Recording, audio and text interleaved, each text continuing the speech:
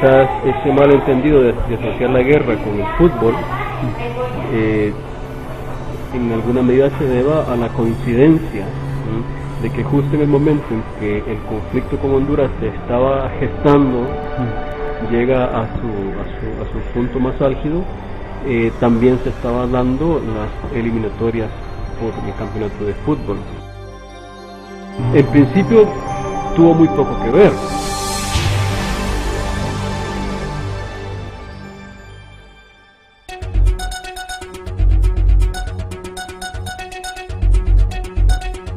Dos procesos detonantes de más relieve. Uno es el hecho de que desde la década de 1920, por decir algo, ha habido una migración de salvadoreños sin trabajo, sin tierra, hacia Honduras. Esta migración, por ejemplo, en un principio estuvo asociada con trabajos en las compañías bananeras de la costa atlántica, ¿no?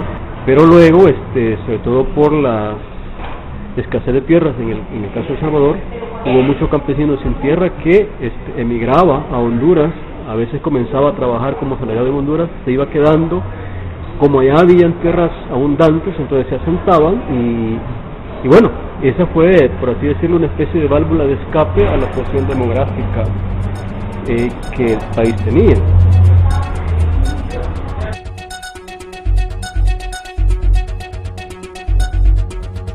Además de eso, en Honduras también comienzan a darse movilizaciones, reclamos de campesinos sin tierra, sobre todo, digamos, en las regiones ganaderas.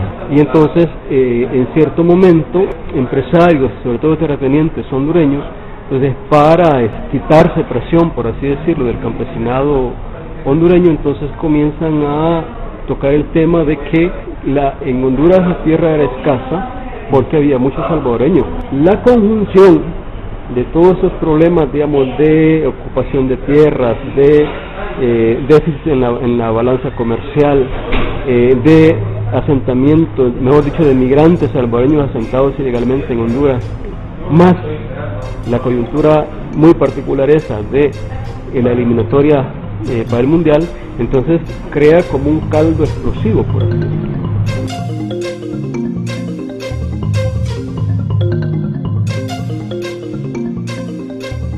Prácticamente se encarceló a los salvadoreños para luego deportarlos.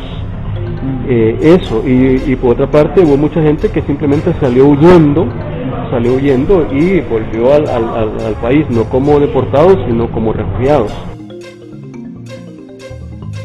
Es que para el caso salvadoreño, en términos político-militares, la guerra fue totalmente negativa. La campaña militar no fue la más feliz. De hecho, cuando el cese de fuego se da por intervención de la OEA, el avance salvadoreño en Honduras estaba estancado. O sea, militarmente fue un problema. Sobre todo económicamente, esa guerra tuvo un costo terrible para El Salvador. ¿Por qué? Porque todo el proceso de desarrollo que El Salvador venía teniendo en la última década estaba montado sobre el proyecto del mercado común centroamericano. Con la guerra, el mercado común se quiebra, porque Honduras bloquea el ingreso de mercadería de El Salvador a Honduras, pero también bloquea el paso de mercadería salvadoreña por territorio hondureño, con lo cual se estaba perdiendo el mercado nicaragüense y el mercado costarricense.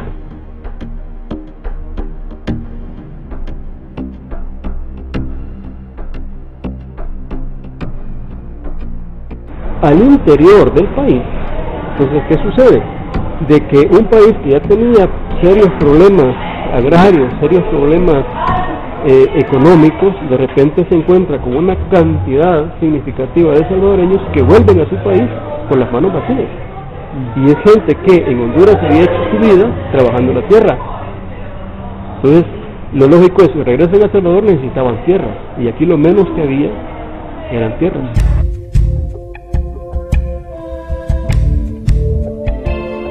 Porque esta gente, digamos que había emigrado muchas veces de años atrás a Honduras, de repente pierde todo lo que había acumulado en su trabajo en Honduras. pierden tierra, pierden ganado, entonces vienen acá como refugiados, y la verdad es que no existió ningún programa integral de atención a estos desplazados. Entonces muchos de estos desplazados en realidad tienen que jugársela por su cuenta, y definitivamente para ellos todo ese proceso fue terriblemente dañino.